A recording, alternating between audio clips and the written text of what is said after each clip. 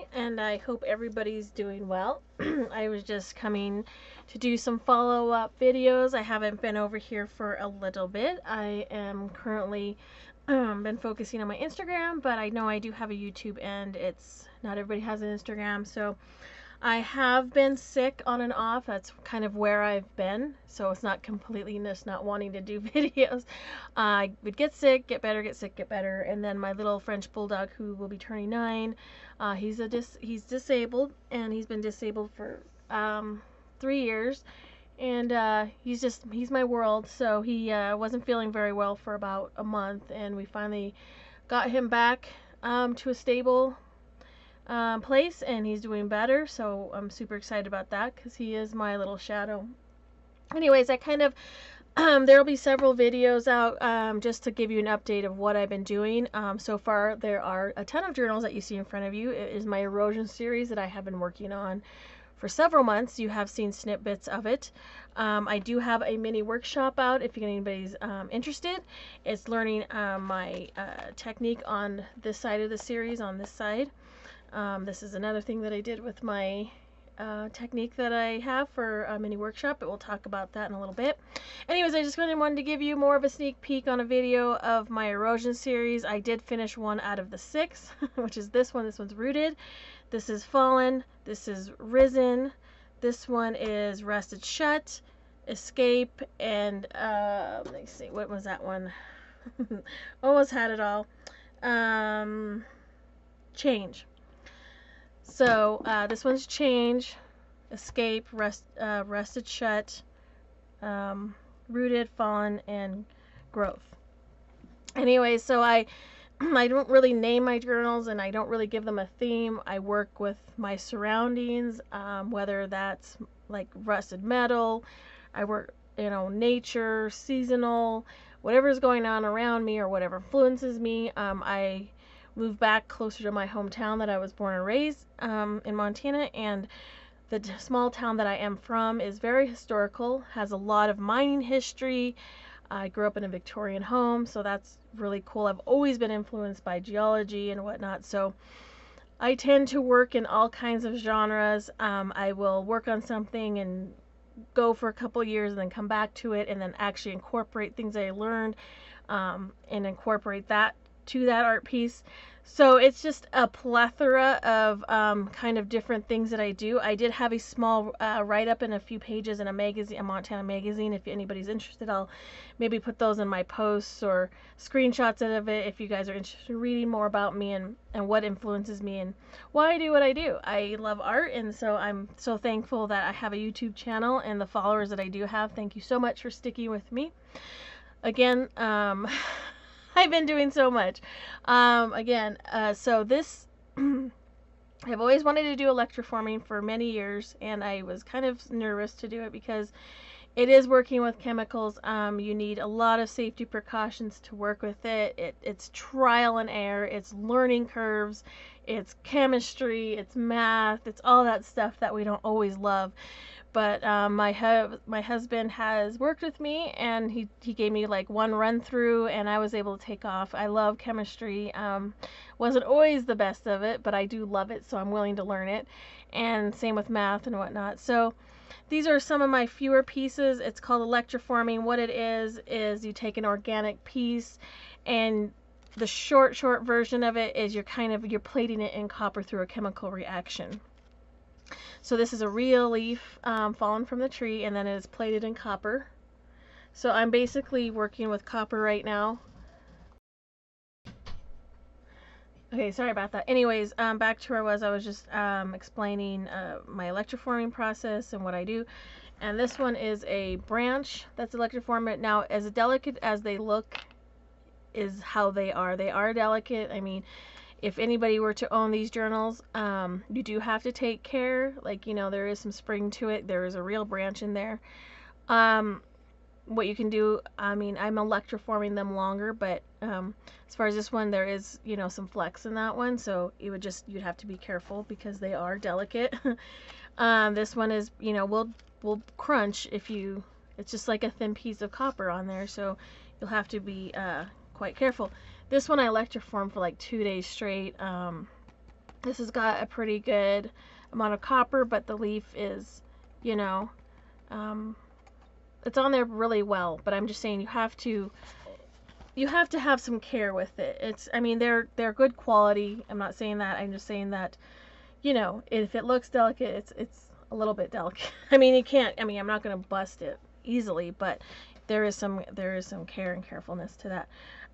This one is rooted. This is the first journal that I finished out of the series. I'm working around the clock on some days trying to keep up with all the little things that I'm doing. I did get into jewelry as well because I love copper, and I love jewelry. I haven't made it for a while, and so since I've been hammering the copper and doing stuff for my Erosion series, I was like, wow, I really want to do jewelry as well. So anyways, this is my Erosion series. I just showed you a walkthrough the video previous to this. It's very cool. This is, if you join my mini class, I have a private Facebook page, and you can see the different techniques that I've been doing with the mini series. Again, like this is another look with that, and this one as well. So here is just a sneak peek. Like I said, I've just got the covers done. I just have to do pages and embellishments. These were fun because I used the circles as numbers to represent numbers of the signatures. And everything, most of my journals, 99%, are elastic. And so you can reuse the covers, the signature covers and the main covers as well. So that's always nice. This one's a bigger journal. This is kind of a different look. It's kind of more patinaed. This has a really cool thistle on it. Thistles can be represented as a weed or a beautiful flower. I see both, so I just see texture and I think it's amazing. So that's the thistle there. And then this is the inside. Like I said, I have to decorate the inside and then work on pages. Mine are art journals, so most of my pages are going to be blank because they're art journals. So I want you to write, do art, scribble, write personal messages, whatever you need to do. And then that's kind of why I make my signatures reusable, so you can take out the paper and reuse it. Now this is just rusted wire on this one. Again, very textured. And this is the number 3. I just hand formed them and just wired them on. So that's that one. And then this is more of the rusty kind of look. That was like copper patina look. This is like rusty look. I really like doing the tattered as well as fibers and textures. This one's rusted shut. This one's on there really well. It has a little bit of wiggle to it, but it's on there. So here's the nails. Here's the signatures for those. There's little nails and some textures, kind of really kind of a burnt rust feel to that. And this little itty bitty one is so cute. And then, so it's just different kind of techniques, but the same kind of look, like the rusted look. These are faux tokens that I made. I thought those were fun on there. They're little copper tokens. And they just have some scribbles writing on there. Again, this one's on elastic too. And the last one here, Escape. This one's Escape, the last one. It's just a really cool patina, textured, rust. You know, I get some of the colors and some of that rust. This is like a faucet, you know, and then I just have some drips coming down. And then here are the signatures. The numbers for the signatures are on the top because I wanted to look like water was escaping. So that's really cool. These turned out really neat, you guys. And I never know where I'm going with texture. Like, a lot of people ask what's on there. Half the time it's a one and done deal. Like, I work just off the cuff. Like, there's no rhyme or reason to my work. That's kind of why my work is a little bit different, because nothing is I mean, I can try to replicate it again, but it's never going to, I mean, as best as I can. Sometimes I write notes, sometimes I don't. Sometimes my series are a series and I'm going off what I feel is appropriate to the look of the journal. So if it's like I'm doing a journal off of, like, I'm getting inspired by, like, I don't know, like I did like my forest fire series. So that was like a burnt texture, tree bark kind of feel, you know. So anyways, these are my journals. And in the next video, I'll give you an update on my jewelry and what I've been doing there. So I believe that these are going to be for sale.